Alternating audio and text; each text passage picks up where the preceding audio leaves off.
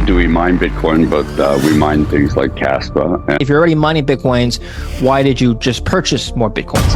Oh, wow. Okay. Kaspa is It's a proof of work coin. Got It's it. one of the up and coming coins. Got it. Yeah, people ask us, well, why are you mining Kaspa? What the hell is that? You're a Bitcoin miner. Well, Internet speed crypto. Internet speed proof of work. So you keep the same ethos, the same principles of Bitcoin, the Nakamoto system, proof of work, blocks, transactions, all the things you're familiar with. And Okay, well then maybe Bitcoin isn't digital currency at all.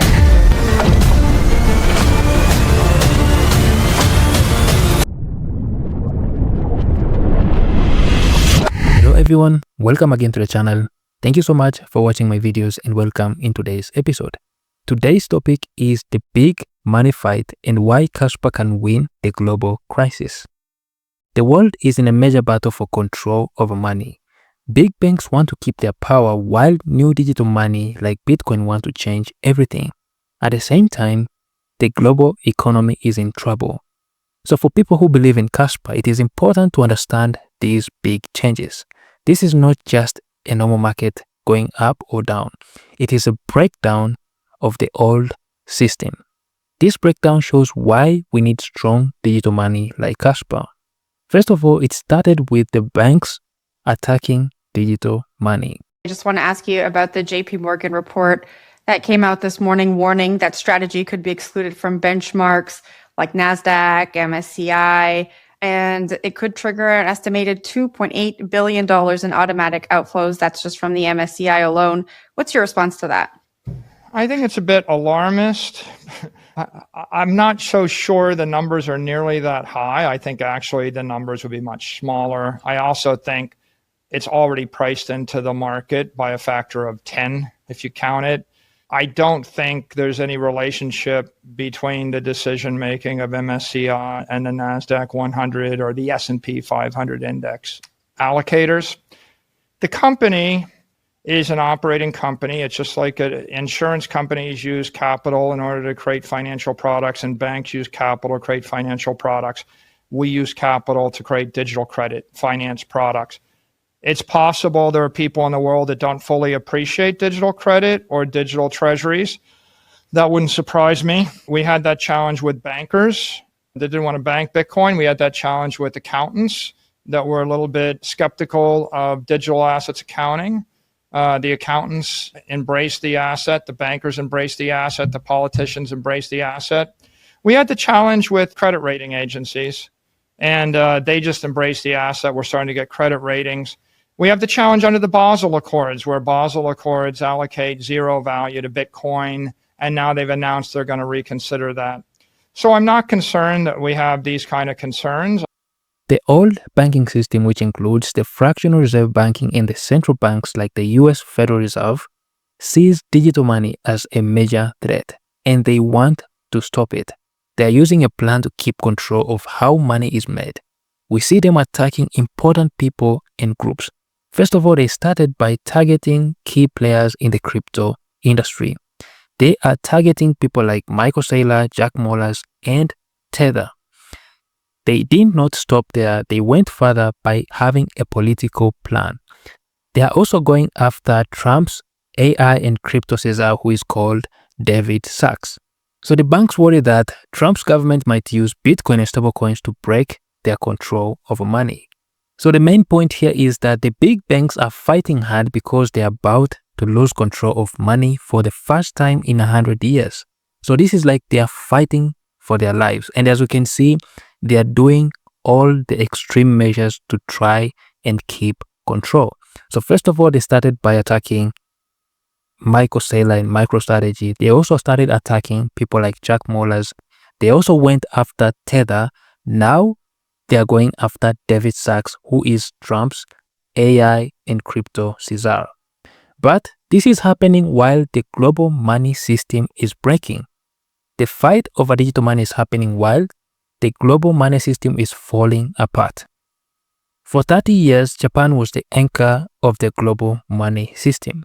They had very, very low interest rates. People borrowed money in Japan and invested it all over the world, especially in US government bonds. Interest rates in Japan are super low, like 0.25%. And let's also say that interest rates in the United States in a savings account are 4%. If we borrowed the equivalent of $1 million in Japan and took that money and put it in the US savings account, we'd be paying 0.25% in interest in Japan, which on $1 million equals $2,500. But we would be earning 4% interest on that $1 million in the US, or $40,000. We'd be making $37,500 every year. That's a return of 3.75%, and it's that stable system is breaking now. So the Bank of Japan cannot keep interest rates low anymore because prices are going up due to inflation. And one of the big changes and surprise that has happened is that Japan interest rates just hit the highest point since 2008. We also have the money pullback. Japanese banks hold 1.1 trillion in US government bonds. As the rates go up in Japan, these banks will bring their money back home.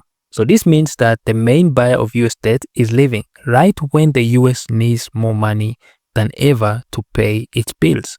So the global market has been strong for 30 years, but this signals the end. When major countries stop buying US debt, the price of everything in the financial world will change fast. So everything is changing so fast. We have bankers trying to attack digital money. They are going after the key players. They are going after the political players. At the same time, we have a failing and a breaking global monetary system. But how can Kaspa survive in the middle of all of this? In a world full of financial war and economic collapse, we need money that is strong, sound, and cannot be stopped by any government or bank. So Bitcoin is important, but the current attacks show that many other digital money projects might be weak. Kaspa is in a great position to survive and grow because of three main reasons. The first reason is real decentralization and proof of work. When banks try to shut down digital money, proof of work is the best defense. Kaspa uses proof of work just like Bitcoin. This means that there is no single person or group that can control Kaspa. The more spread out the network is, the harder it is for any government or entity trying to stop it. We also have sound money limited supply. Just like Bitcoin, Kaspa has a fixed amount of coins, which is 28.7 billion Kaspa in total. These coins are released quickly and the rewards for mining go down every single month. So this means that Kaspa's money plan is clear and cannot be changed by central bankers or anybody. When other countries print too much money, Kaspa's scarcity make it really strong. But also Kaspa has better technology. Kaspa is not just a copy of Bitcoin. It is the new type of digital money that solves a major crypto problem, which is the trilemma. So most of the cryptocurrencies have to sacrifice either security or decentralization in order to achieve scalability or speed. So when the old financial systems are failing, we need a fast, reliable way to send money that cannot be stopped, and Kaspa provides speed that works for the whole world while staying secure and decentralized. So in the middle of all this that is happening, you have a war between the digital money and the bankers. The bankers are now panicking because for the first time in 100 years, they feel like they are about to lose control. And adding to that, the Trump family, we have Eric Trump and we also have Donald Trump, who came out publicly and said that they were debanked. At some point in time, they were debanked, and that led them into crypto. So you have a new administration that is pro-crypto and had negative experiences with these bankers. And now these bankers are trying to put up a fight with this Trump administration. But what we are seeing is that Donald Trump and his pro-crypto administration, they are trying to put everything in place. They're trying to put a good structure in place so that AI and crypto can become a huge part in this global economy. So let me know what you think in the comment section down below. If you like this video, make sure to hit the like, make sure to subscribe, and see you in the next episode.